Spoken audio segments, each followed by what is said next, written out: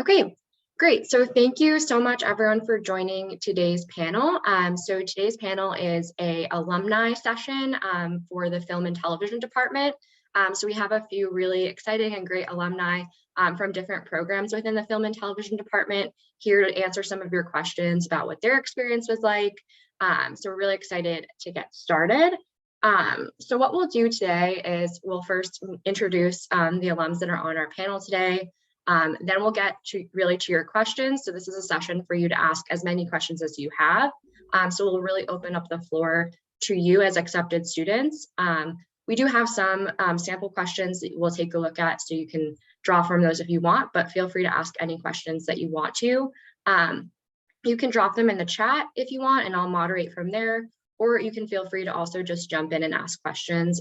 We do have a small group, so I don't think that's going to be too much of an issue if you wanted to just unmute and ask your question. And then once we're done with the Q&A portion, we'll just go over a few other things that are coming up for the accepted student events, just to mark your calendars for that. And we'll finally end on just some next steps and ways to stay connected with the comm community.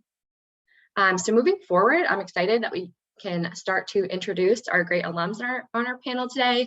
So we can start with Betsy if you want to get started.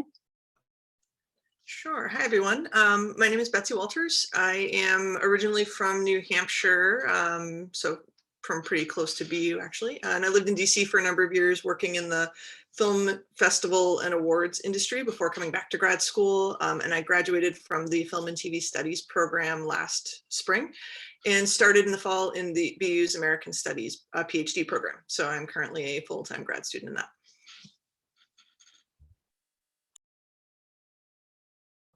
Hi guys, my name is Drew Johnson. I graduated from the television program in 2013. I'm from outside of Boston, up on the North Shore, not too far, so I'm local to the area. I have worked in the sports broadcasting industry in Boston since grad school, doing a lot of different things, producing radio, TV, all sorts of different things for DraftKings, the Red Sox, NBC Sports Boston, WEEI, a lot of different stops along the way here in Boston. Hi everyone, I'm Sophie Spires. I am originally also from outside of Boston, from Concord, Mass. I went to BU undergrad and I majored in international relations and French studies, and then kind of did a 180. I moved to France, I taught English for a bit, and then I came back and I did the BU TV writing and producing program, which the third semester or internship program was in LA. And so that's how I got started here. And I have been here for the last, it'll be 4 years in August. Most recently, I was working for the show Drunk History as the showrunner's assistant. We got canceled over the summer, so I've been doing freelance writing, and I am a comedian and actor, so that keeps me pretty busy too.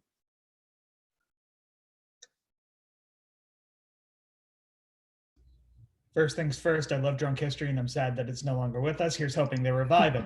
I'm Connor. Me too, it's so funny. I'm Connor. I'm originally from Scranton, Pennsylvania, and then BU for 5 years where I did undergrad, like a few others here, and then went right into the Media Ventures program. That's a continuous year and finished up in 2018 after graduating undergrad 2017. I bopped around a little bit, first at NBC Universal, working in production management for Bravo, Oxygen, and E! Network simultaneously.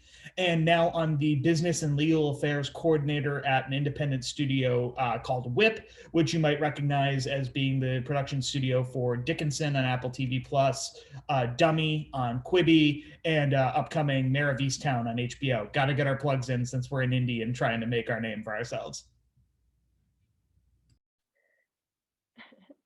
Hi everyone, my name is Madeline. I usually go by Maps, and I am a production coordinator at Netflix animation.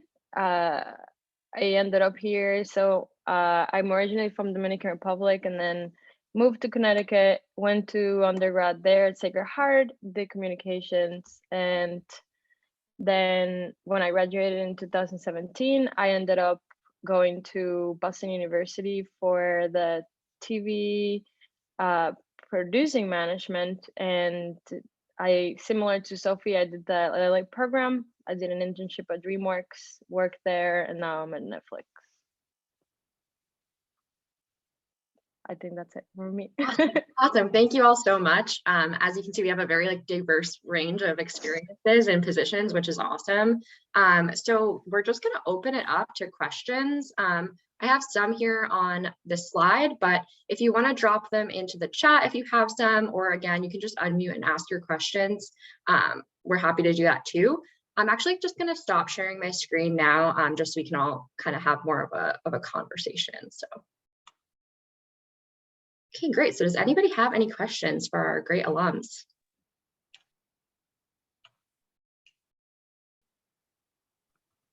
I can go first. Hi, I'll turn my camera on too. I'm Gloria. Thank you all so much for taking the time to talk with us. You all seem like an incredible group of people, and I'm excited to hear more from all of you.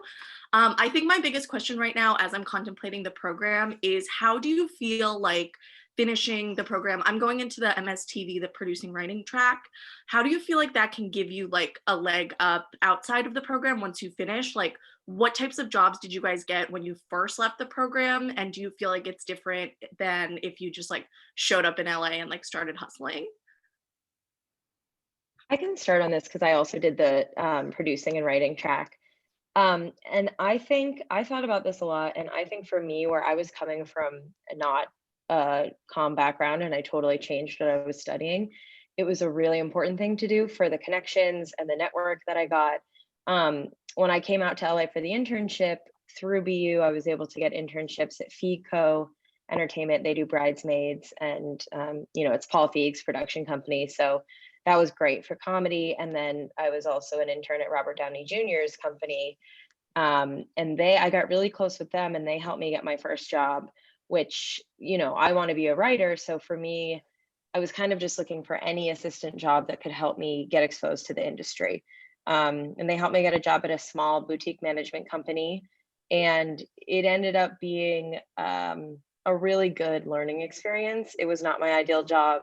There were a lot of bumps along the road, but I learned what the industry is like and how to deal with any situation. And that's how I kind of launched and got into Drunk History. So, were it not for the connections I made through BU, who knows what would have happened. And I feel like it's a really good starting point. And it's also, once you get out here, you realize how many people are alums, and that carries you a long way, I would say.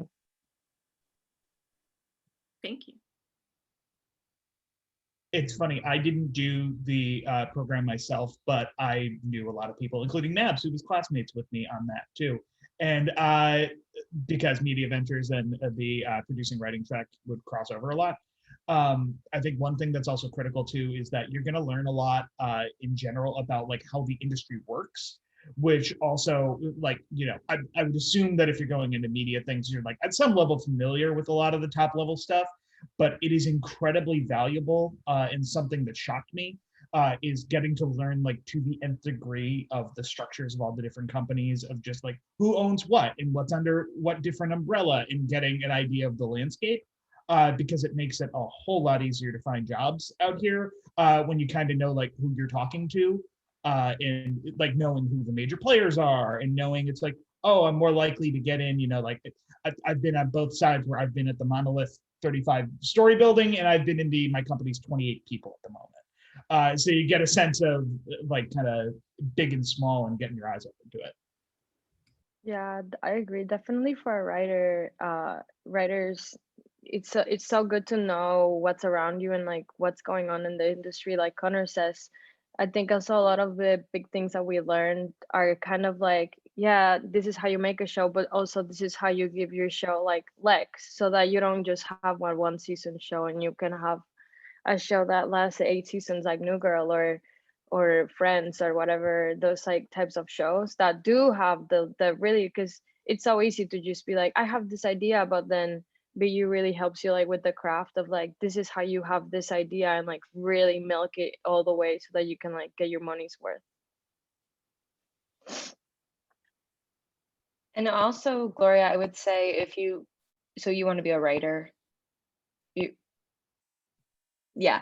So yeah, great. So I would say like, the classes that are offered on that track are a great blend of, like Mabs is saying, they'll teach you how the industry works and kind of teach you to think broader than just here's what I like to write and here's how I'm going to make something really funny or really dramatic. So teaching you how to market yourself and your work, I think, is a really important skill you'll take away.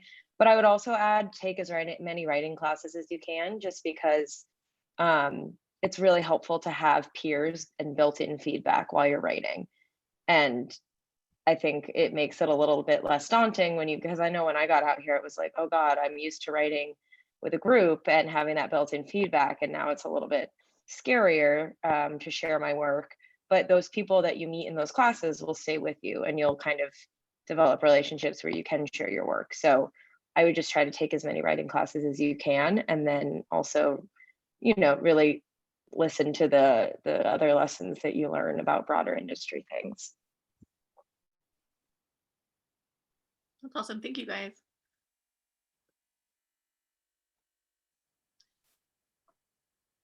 I have a question, if it's okay. I was wondering if you are still in touch with people from your program or your cohorts, and like how those relationships have affected your post-grad life. I'll hop in to say yes, absolutely. Media Ventures specifically is always one of the smaller groups, and that's entirely intentional, where it caps out at 15 people every year, and it's normally closer to 10 to 13. My group was 10. We are very, very close with one another. We've had cohort members of ours go to one of our classmates' weddings in India, where I would have been to Kathy, who runs our program, even went out there. I speak with people who are still in Boston, who are over in Thailand, who are in India, who are in China now. And we're all like rooting for each other. And it even extends beyond just that specific year that you're in to like the alumni program, because they're like smaller subsets. So the community aspect is something that I think is massively valuable and really fun, because you're going to come in and it's like, look, you're getting the good education. You're going to get like the really nice diploma to put on your wall. But to me, it's like way more valuable that I have even more friends that I can go and reach out to. And especially moving to Los Angeles, having been on the East Coast, I know more people in town who I can like say, hey, like I'm kind of a little bit homesick. Can I go get a drink with a familiar face? And it's really helpful to like, have those familiar faces that they're at similar points in their career with you. And I'll kind of jump on the other side. I actually stayed in Boston, and literally, I think everybody else in my class went out to LA. And so I don't really keep in touch with them as often.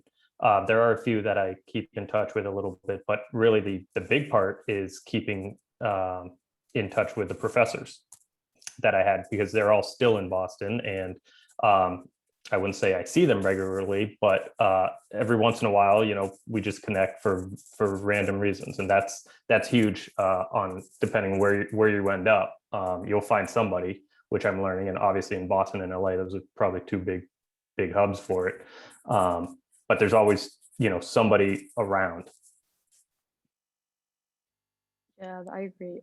I think almost every weekend I see my old roommate of Park La Brea, which is where, if you ever end up going to the LA program, that's where you're gonna live for fun 3 months.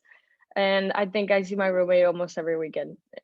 We love each other, and it's so good because everyone in the program was so nice that like if everyone really pushes each other, like even if you don't talk to somebody for like 7 months and you see them again and it's still the same, like, oh my God, how are you doing? Like, what have you been up to? Like, are you okay? Like, do you have a job? Is everything going well with you? Because everyone is so caring, and we all are in the program together, and we all have no idea what's going on in the first probably semester. So everyone really gets together and works it out together. So by the end of it, you're just like, these are my friends, whatever, like it works. Yeah, and just to show what a small world it is, Mabs and I met once through my former roommate, probably 2 or 3 years ago, and now here we are in a panel together. And I messaged her and I was like, oh, hi, we went to a festival once and spent the day together. So it really is a tight-knit community. And just to echo what everyone has said, I live with my best friend from that program. I've lived with a few other friends from the program. We all, like, after moving to LA, really had each other and stuck together. And then everyone started making their own friends, and you just meet more people that way. So it makes it really easy to branch out. And I would also say that, when I was at BU, I took the class Hot House Productions, and our project that year was to go to Guatemala. And so the people that I went on that trip with, obviously we had a bond from being there for a week together, working and living. And so those are the kind of experiences that just bring you together. And even if I don't see them for a while, some of them have helped me with my own projects and filming short films, and everyone's talent kind of stays in the picture. So you can help each other moving forward. Yeah, I'll say I know I'm coming from an academic perspective too, and I don't know if anyone here is thinking in that track at all, but I know the film and TV studies program is very like intensive. And so I feel like my cohort, we were all kind of felt like we were in the trenches together and got really close. And we also, when a class came in behind us, we sort of kind of welcomed them and made sure that they felt comfortable and knew what they were, in for, in the best way. I mean that. But, I think that's kind of part of the grad school experience. So I feel like we've had a lovely experience with that, and that even everything you guys are saying from a kind of working professional perspective, I know that my cohort, we've sort of kept going from an academic perspective. A few of us are in PhD programs now. We stay in touch. We give each other advice or research ideas. We had a conference last weekend, and we made a point of all kind of having a little BU get together. So I think that it's really exciting to kind of hear. I feel like that's a real benefit of BU. And I will tell you, my undergrad program was film and TV, but not remotely with like the size or infrastructure or alumni network. And that's one thing I've been very impressed by at BU, is that there is a real support system for both students while you're there, but then also once you are alumni. It's really nice, even if it's just de facto kind of keeping in touch with your cohort. But yeah, I would certainly echo what everyone else is saying from that perspective. Cool. Thanks, y'all.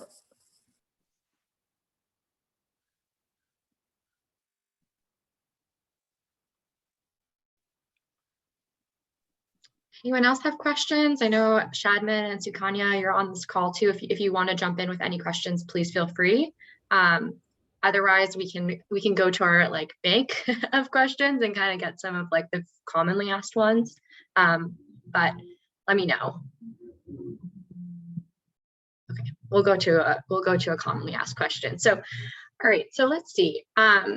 So you guys are all both working in pretty different fields. I don't know if you want to just talk like generally, each of you, like about what your day-to-day looks like, after your current day-to-day. So like what your position is like now, or in Betsy's case, like what a day as a PhD candidate looks like. Yeah, I can start. It's because it's probably a little different. Yeah, it's very still kind of in student mode. I would say we, especially a PhD program, I'm not yet, but as of the fall, I'll be teaching as well as studying. I'll be finishing up my coursework. So there's still a level of, right now I'm still in coursework, so I'm still in kind of academic mode. So it's exactly what you guys would expect of. I take 3 courses right now, and it's, going to grad seminars, writing papers, all of that fun stuff. But also I think at this level, you are kind of expected to be doing your own research. So I'm also kind of working on coursework, but also trying to polish up some of my master's work, maybe submit it to journal articles. We had a conference last weekend, so I did a presentation there. So there's elements like that, and I would say that our program, one of the things they're really good at is preparing you for that. Like you're not necessarily expected to do that as a master's student, but they really prepare you for how you will be on that track. So, so yeah, I would say my day-to-day is very similar to student life, pros and cons. But yeah.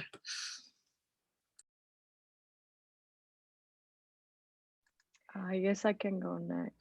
Well, how do I explain this?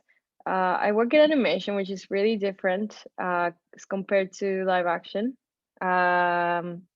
Most of your learning at BU will be based on live action, but it's still the same industry. So like shows are still getting made and created the same way. It's just a different process to make the show. Like you're not in a studio set. You're just in a studio with a bunch of desks and artists. So my day-to-day, I'm basically the right person to my production manager, which is the right person to our line producer. So we basically make sure that the schedule that our line producer has given us and our manager is intact and that all of the artists and basically everybody involved between the script and post is on time with their due dates, the project. So basically, I work with storyboard artists, designers, and editors for the most part, and the directors of the storyboard artist, and then the showrunners of my show. So what I make sure to do is I pull all of the strings to make sure that everybody is connected, that information is getting passed down from the moment I received the script from the script coordinator, which is Sophie can talk about more of that job. So that script coordinator feeds me a script, and I have to make sure that everything is getting made and everything is getting made correctly, and that everybody's staying true to that episode that writer wrote and gave us. It's a lot of work, but it's really fun. I think I would not be happy if I didn't work in animation myself. I love children's programming. And from the moment I was in BU, I was like, I need to work in children's programming. And then I was like, oh, I also need to work in animation. So that's kind of my day to day, I guess. It's just talking to a bunch of people and going to meetings all the time, tracking dates and taking notes with my assistant, just making sure that everything is moving basically.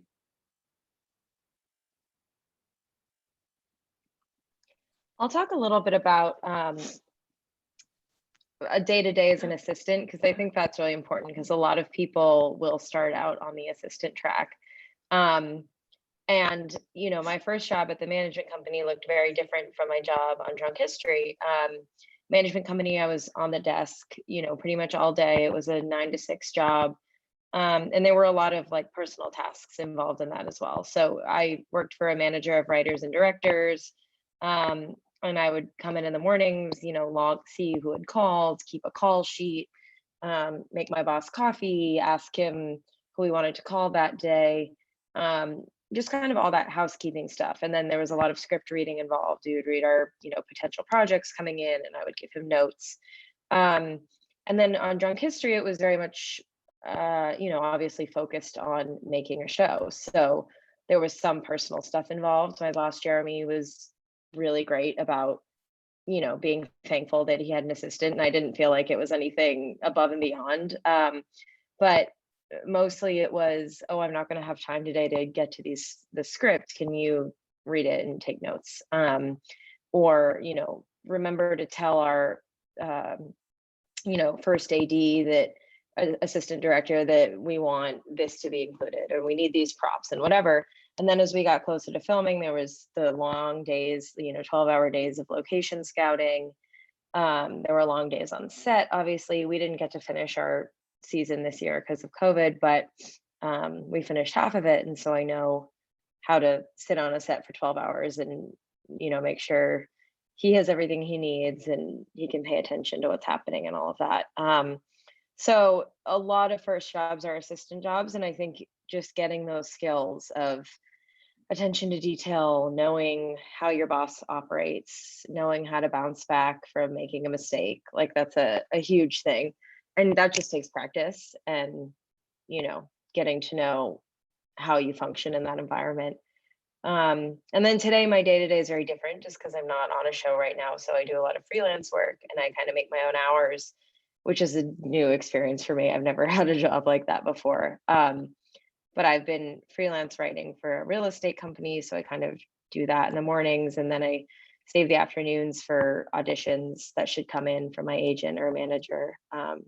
So I'll do those when I get them, and, you know, just try to keep making my own content and writing. It's kind of always that balancing act.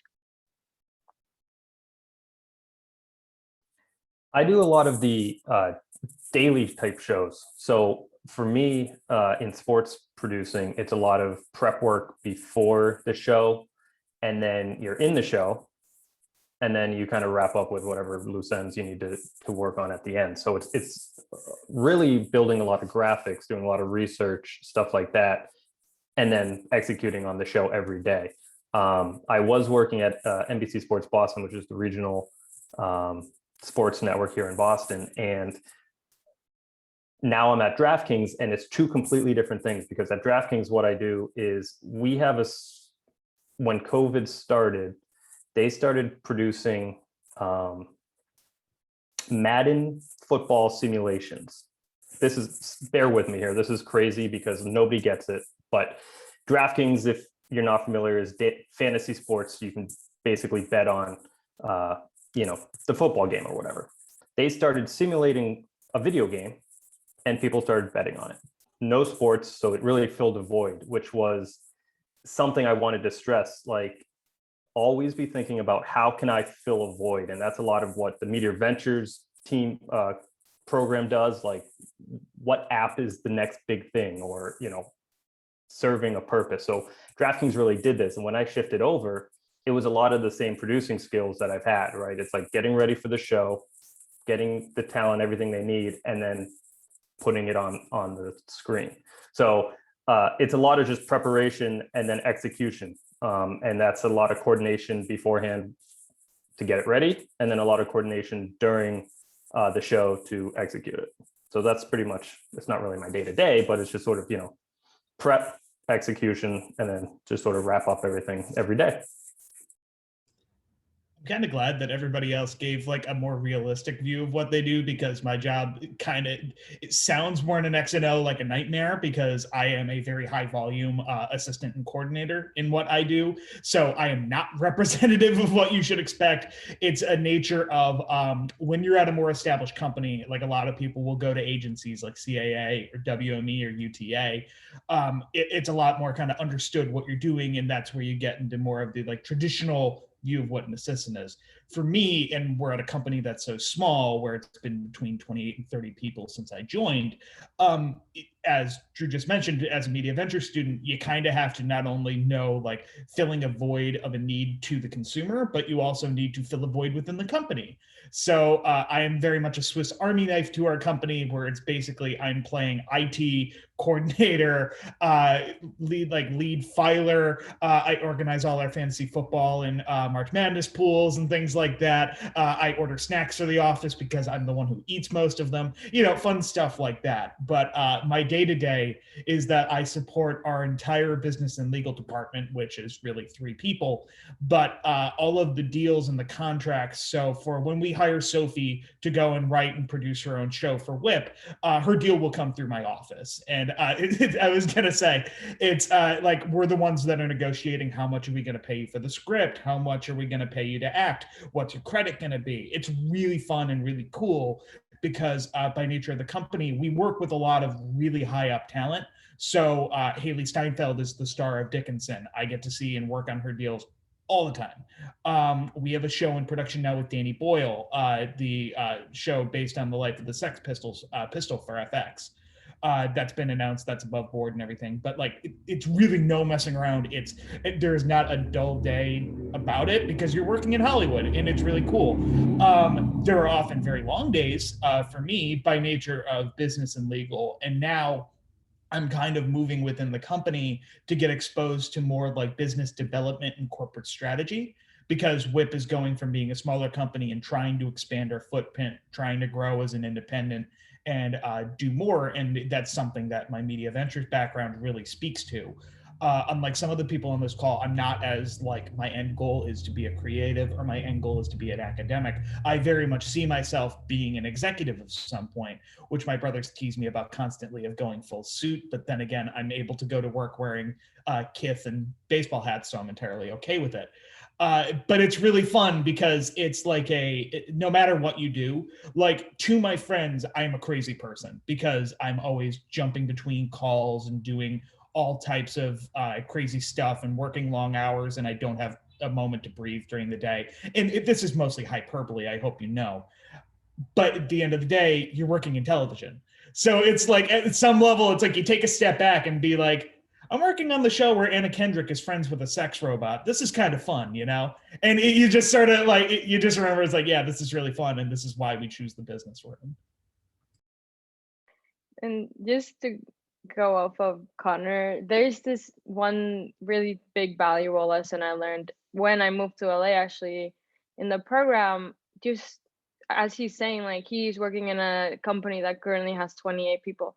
Sometimes you're gonna get the best experience working in those tiny places, because you say the idea of tiny is really crazy, because you could be in an office with a producer and an assistant, but they're like the creators of like Genius at Nat Geo, which is actually a professor at BU. He's amazing, by the way. Take him. I'm terrible with names, so I forgot his name. Ask Jackie; she probably knows. But just remember that, like NBC, Netflix, even Disney, everything that you think of that's like huge, they don't make their own stuff. They buy their stuff, so they're just the buyers of the TV shows. If you actually want to be a creator of, or if you want to learn that, like having many multiple hats, the best way to learn is by going to those tiny places. Like take an internship at a tiny office with somebody, or a small studio that is small, quote unquote, because maybe they have 10 employees, but they've made like probably the most popular movies in the last year. So just think that way. Don't just focus to yourself and like, I need to get that job at NBC, because you may not get that job in NBC for 10 years, but you may also get that job next year and hate it because all you're doing is get coffee and pick up calls. So just keep that in your head. Like, to craft your craft, you may have to go small, and just don't forget it, because people really forget that really the people making the thing is actually the smaller studios and not the bigger ones that are paying for it. Yeah. To Mav's just dead on. And from my experience, having been on both sides of it, I learned more at WIP in my first month than I did in a year at NBC, being an intern and a full-time assistant. It was just wild. And that's why it's like, we get it. Every single one of us has been there. You want to chase the sexiest name and go for it because it's the one people recognize. And you go to your friends at home and it's like, oh, I've heard of that. None of my friends understand where I work. I could show them our logo and our work. They still have no idea where I work. But the difference is, to me, it's going to make me better at my job when I do end up at some point in my career at the place. Like, that's essentially, you want to end up at Disney when you're an established person, when they're going to give you a car and they're going to give you a corner office, or they're going to give you like the whole bunch of money to say it's like Shonda Rhimes, where it's like, here's a bunch of money, go make whatever you want. We're going to put it on the air. But starting at a place where it's like you can be on the ground, that is like the foundational point of Media Ventures. It is the hill I will die on. And I tell students every time I talk, because it's like, just go and find the place that works best for you, because then it will make your career better. Don't worry about necessarily doing like what's the coolest to your friends. And going off what Gloria asked earlier, you can say, hey, Connor, do you guys have any internships? You get that great experience at a small place. And then even if it's a small place and they can't hire you full-time after the internship, Connor knows somebody somewhere else and can, say, talk to this person, or whatever role you see, like those are the sort of connections that really work. And a lot of times the internship's the easiest part, right? You get you get that experience, and then it's sometimes tough to find a full-time role. I'm not gonna lie, I'm still looking for my full-time track, and it's been almost 10 years. Like that isn't always easy, but you've met Connor, you've talked to the people at WIP, you maybe had another freelance gig with so-and-so, and you just start building those connections, and it really can start from just going to BU, getting that first internship or connection, and it really can build and snowball from there. Actually, no joke about that, Drew. Funny you mentioned. The head of our team, our head of business and legal, went and left WIP for Miramax Television, where he's now leading their efforts to get started. He offered for me to come with him. I knew for me, I was really not done with WIP yet, but there was a very high achieving media ventures student, the class after mine, who I had just been talking to. She was looking for something. And I said, hey, as a parting gift to Lee, I was like, hey, interview Christina. She could be really good for it. She is now his coordinator. And so it's directly a one-to-one, and that happens with BU people all the time. I have openly told everybody in my office, because I will probably be the person interviewing the interns, is I'm going to rig it so it's basically a BU pipeline into WHIP. And it's just going to be like, there's going to be like, wow, there's a lot of stuffed terriers around the office. It's a whole evil plan. And there's so many more people. When I was at NBC, on the same floor within shouting distance, there was 5 BU alum. Other than Boston, Los Angeles and media in general has, I think, the strongest link to BU alumni networks. And it is just everywhere. And it's not just the stars like Kim Raver or Michael Chiklis. It is everywhere that you look. You can find it in somebody that wants to get coffee and talk to you. Yeah, I will agree. At my first job, every intern that we hired, every season, there was at least one BU intern, because I was there and I had those connections. But also, when you are at your internship, yes, do good work, yes, work hard, but don't be that person who just keeps their head down and doesn't make connections. Connections are everything. Every job you get most likely will be through someone you know who put in a good word for you, and not because you applied on LinkedIn or because you applied, on some website. Every job here is kind of done through personal connections. And to that point, my drunk history job literally fell out of the sky because I had made a friend who had gone to BU. She's like 4 years older than me. She's become a really good friend of mine. And she was helping me put my resume out there because she knew I was looking. And then one day I got a call saying, "Hi, we're calling to schedule your drunk history interview." And she forgot that she had sent in my resume. So she didn't tell me, and I just went with it. And I was like, right, yes, sounds good. Didn't even know what position it was for, but she really, cared about helping me get to the next level. And because of that connection, I got my job. So really try to making friends is everything. And it doesn't have to be phony or like, when you go to networking drinks or you meet people out and about, it just comes up kind of organically. What do you do? What do you do? People want to be helpful and people want to have those connections because you can benefit from them, but they can also benefit from you. And you don't necessarily know how until it happens. So just make friends is my best advice.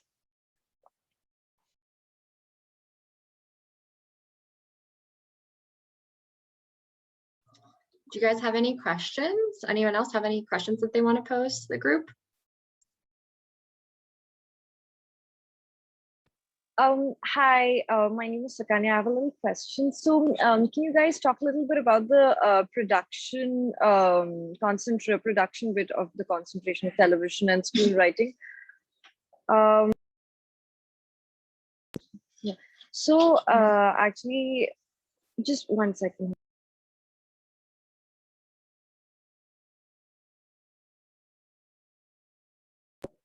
Hi, I'm sorry about that. It's actually Holi in India tomorrow, and we have so many guests over at home. It's really difficult to concentrate. So yeah, anyway. So yesterday at the meeting, we were told that some of the students, they got really nice internships to do at HBO, the production department, and also the Hollywood Reporter. So how many of them were actually offered a full-time job after the internship gave over or something like that? I don't know if it's already been discussed earlier because I missed a little bit of the discussion, 15-20 minutes, because I went to have dinner. I'm so sorry. So just if could you let me know about it once again? Sure. So I don't know if anyone in this group would know, like offhand, how many folks landed like a full-time job after like an internship, but I don't know if you guys can speak like generally about not necessarily like HBO, but if you know of any classmates that like after their internship were offered full-time jobs. I know we touched on it briefly, that's just not always the case, and you do need to sometimes look around after internship, but I don't know if anyone has any like stories of that happening. I mean, that directly happened to me, where I went and I was interning at NBC Universal, and I had stepped in to cover for one of my bosses, and the internship director covered an executive vice president's desk for a day, and he apparently said I was the best temporary assistant he had ever had. And it was funny because then a couple months later, 3 VPs wanted an assistant, and they were like, let's just ask Connor back if he's not doing anything. They were like, he proved himself to be fine on this day at a higher volume, so this works. And it just happened to work out well. I think much to the same point a lot of us have talked about. If you're at a smaller place, it's probably more likely, if they can, that they're going to bring you on. Or if you're like, if you're at a top level, there's a lot of approvals, and like, they have to get benefits, and they have to talk to finance and HR and all these things. Like, I was very lucky at NBC, but it also wasn't a full-time permanent salaried. It was I got to be there for 9 months type thing. And then they were proving, could they turn this into a full-time with health insurance type job? But at WIP, they had it ready to go right away because it's such a smaller shop. And I think a lot of it is like, you can do incredible work and it just happens to be wrong time. You could be kind of not the right fit, and they're still going to ask you because they just know it's like you're better than random person off the street. Like, you're going to put yourself in a better position to succeed, and I've seen it happen to friends. But there's a lot of luck into it, but you create your own luck by putting yourself out there and also saying, hey, if you're looking for somebody full-time, I'd be absolutely willing to come back and do this more. Yeah, definitely. That's huge. I got hired after an internship, and it's like Connor was saying, it's like right time, right place, like it was the right time that shows we're looking for assistants, in my case. And it's similar, like it's kind of just like put yourself out there, like when you are in an internship, like Sophie was saying too, like don't just like bury yourself in the material that they're gonna give you, because they're gonna give you a lot of tasks to work on, and many things. Every day is gonna be different, but just make sure that throughout every day you use it smartly. Like don't just stop doing your work because you're gonna go talk to people, but just make sure like you get your things done and you talk to your supervisors and you're like, hey, listen, I wanted to remind you, I'm done, I'm graduated after this internship. I'm gonna be looking for work, and this is me, and here's my resume, and research. There's so many jobs in television, and sometimes you don't even know what the jobs are, and talk to people, get information like, hey, who are you, how did you get here, what did you do, what is your job, what do you do on a day-to-day, and then think to yourself, does this sound like a job I want? If it doesn't sound like that, cool, keep moving, talk to the next person. So get information and talk to people, and let them know that you're interested. Talk to your recruiters in your internships, like, hey, I'm looking for work. If you're not hiring right now, do you know of anyone who's hiring? Just make sure you're thinking ahead.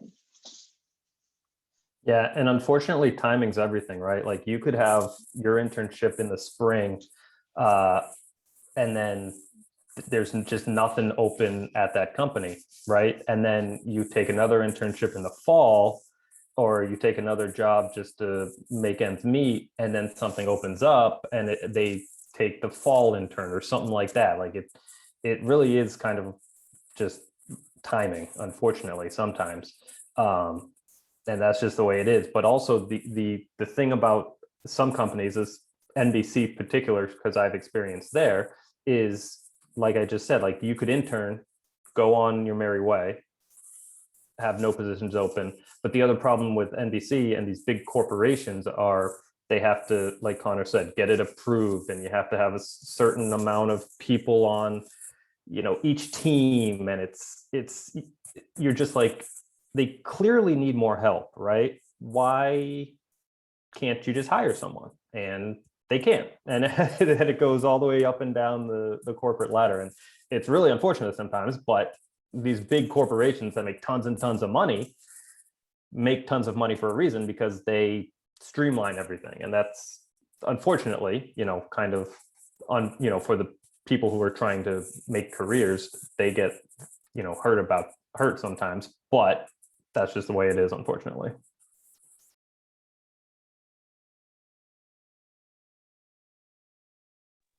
Right. Thank you so much. Yeah. Just to add, because I know, at least when I graduated in, I guess, 2017, end of 2017. There was a lot of discussion about, like, should I go work for a management company or an agency? Because a lot of people start out that way, especially if you want to be in development, or obviously if you want to be a manager or an agent. But if you want to be in development or really, if you want to do anything, those are one possible way to get to where you want to be, just because so much comes through management companies and agencies.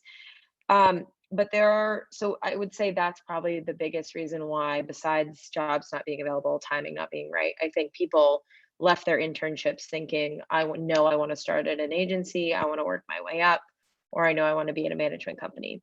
And it's true that a lot of job postings will say, 1 year of agency or management company preferred. So that is a good thing to have on your resume. I'm happy I have it on my resume in terms of assistant work. But I will also say there's not one path that's the correct path. And this was a huge discussion we were always having about, like, should I be going that route? Am I setting myself, back by not doing it? And any job you can get is a job to get. And you can start anywhere and get to where you want to be just from, a different angle. And that's all okay. It's all doable. And so don't feel like you have to jump ship for one of those companies when you have your eyes set on something else, because who knows where that might lead. So I just want to emphasize that, because that's going to be a big thing. At least it was in my class when we were graduating. Actually, there's a tangent off of that I wanted to make really quick, because that's a really good point too, is that I think one of the biggest parts that I loved about BU is forcing you into the internships so you can learn, and it gets you a little bit exposed to being in the office. And it's like, you're going to get more comfortable with knowing what you don't know.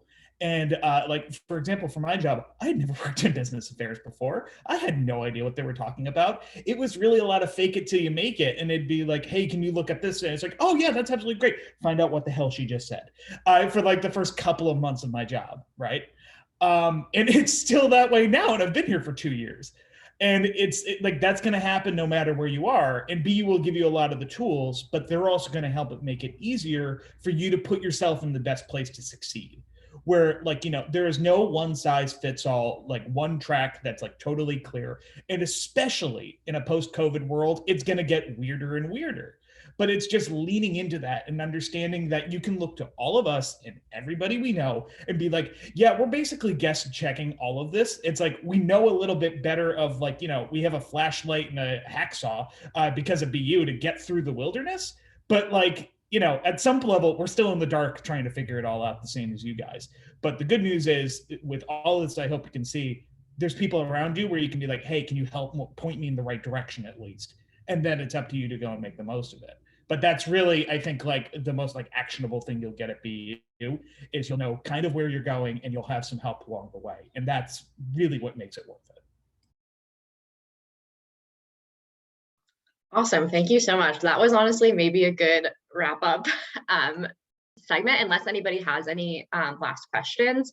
But I think we're really grateful for all that great advice. It's awesome. So I don't know if you guys have any last questions you want to get in. I don't have any last questions, but I just wanted to thank everyone. I should show my face after almost an hour of just listening to you guys.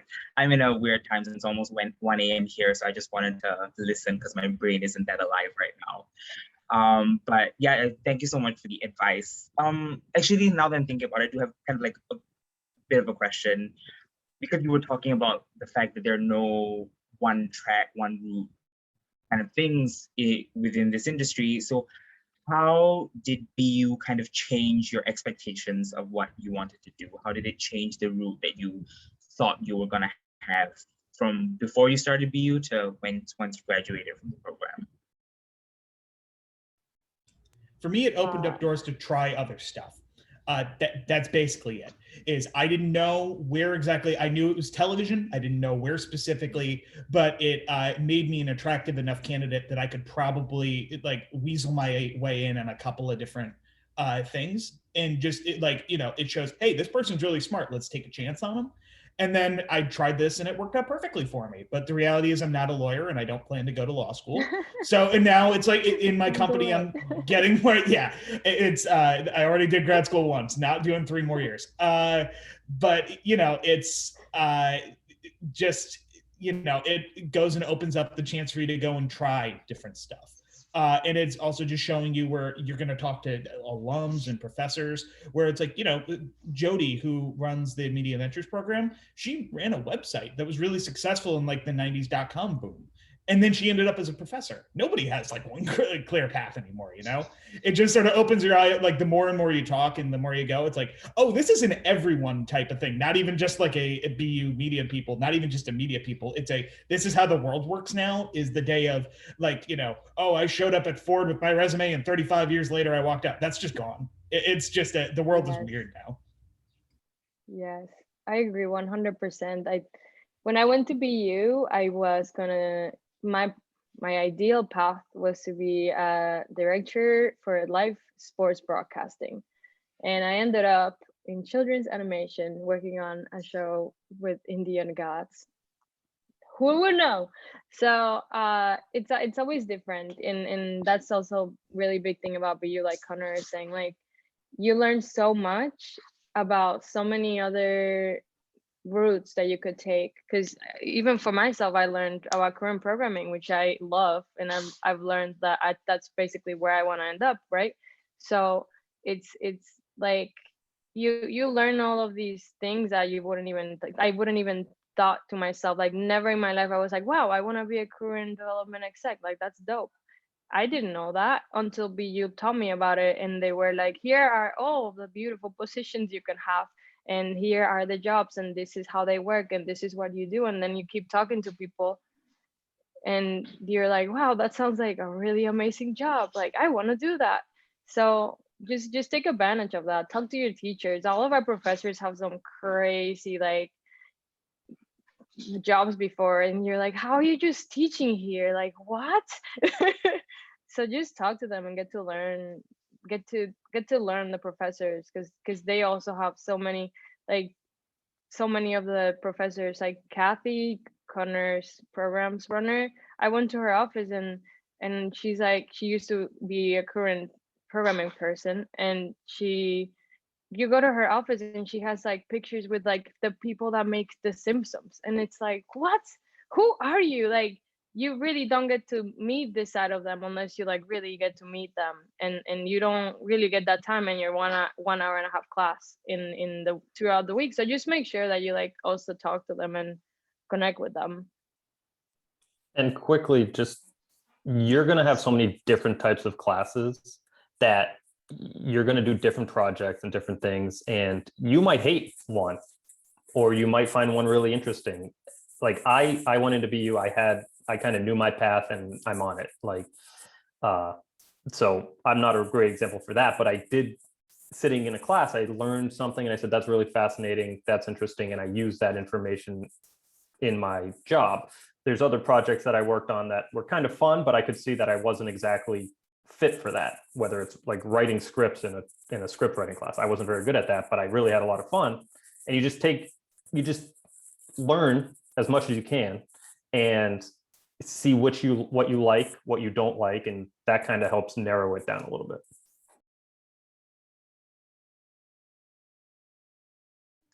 Yeah, I'll just add and say, when I joined the program, I knew I wanted to be a writer, but I didn't really know what that meant or what that involved. And you have a lot of different people have a lot of different things to say about that. It's like, oh, well, if you want to be a writer, you have to write constantly. If you want to be, X, you have to do Z or whatever. And so it wasn't until I had been out here for a while that I kind of got my stride in that way. Like I was so busy working as an assistant for the first year and a half that I wasn't exploring other things, and that's okay. That was just kind of me getting adjusted to life here. And then once I discovered stand-up comedy and realized that I have to be performing or I'm not happy, that was like a good wake-up call that school couldn't have prepared me for. It was being in the environment and seeing and hearing what other people were doing, other creatives, and that would always motivate me to try something new. And that's kind of how I got my writing. It became more common for me to just write and not feel like, oh, I'm doing this because I have to, or I'm doing this because it's going to lead me to this goal. It's just kind of, you realize this is what people are doing, and the more creatives the more you can see what you should be doing or what is out there for you to do. I would just echo what everyone else is saying, just that being open is the best thing. I totally agree with Drew too, also what you're saying about classes. There were some classes that totally fit my interest and style, and there's some that didn't, but at the same time, it gave me a really, it's a metaphor I hate, but a really important tool for the toolkit kind of, thing. For me academically, for some of you guys it would be in terms of production or writing or anything like that. But I can't tell you how many people came in with, at least academically for us, with one research focus and left with something different. They came in thinking they were a film person and they left a total TV convert, or vice versa. So just being open to whatever, is thrown at you, and whatever kind of path that leads you, I think is really, it's a great mindset to come in with.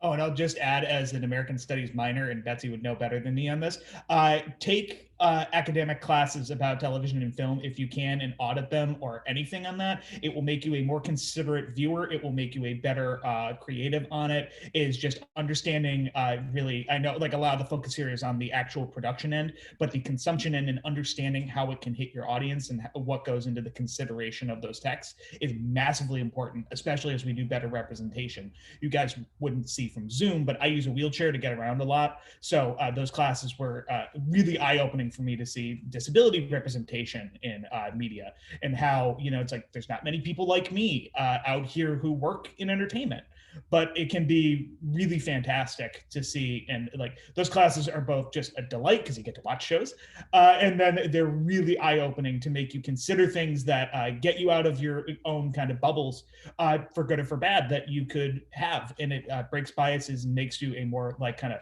well-versed creative that's going to make the entire industry a better place for generations to come.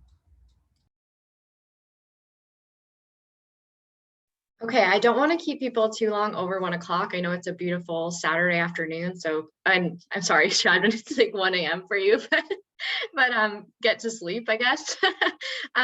So I really just want to say thank you so much for all of your time. It was really great to hear from all of you about your experiences. It was great to see some new faces, and we hope that if you have any questions as you continue to make your decision about fall, that you keep in touch, and just let us know if anything else comes up. But thank you again so much, all of you, for joining today.